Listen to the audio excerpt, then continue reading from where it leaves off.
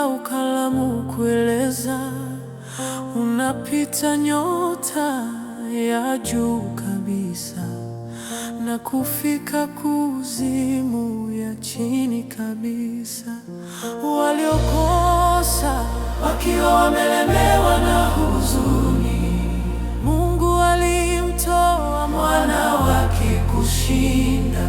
Mtoto wake aliyepotea akamrejesha na akamsamehe dhambi zake. Kwaya, upendo wa Mungu ulivyo tajiri na safi, usiopimika na wenye nguvu, utadumu milele na milele.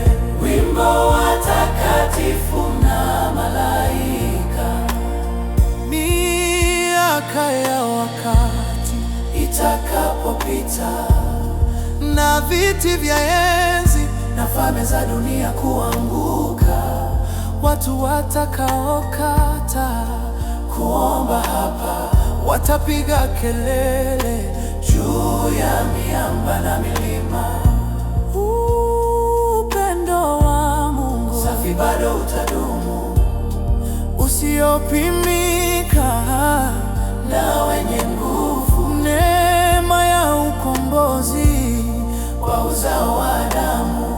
Wimbo wa watakatifu na malaika. Upendo wa Mungu ulivyo tajiri na safi, usiopimika na wenye nguvu, utadumu milele na milele. Wimbo wa takatifu na malaika.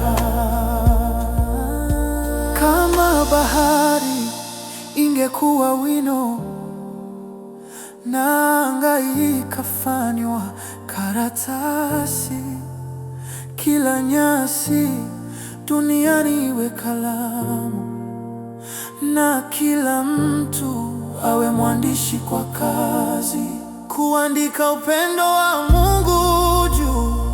Ingekausha bahari yote, wala gombo halingeweza kushika yote, hata likinyoshwa toka anga hadi anga.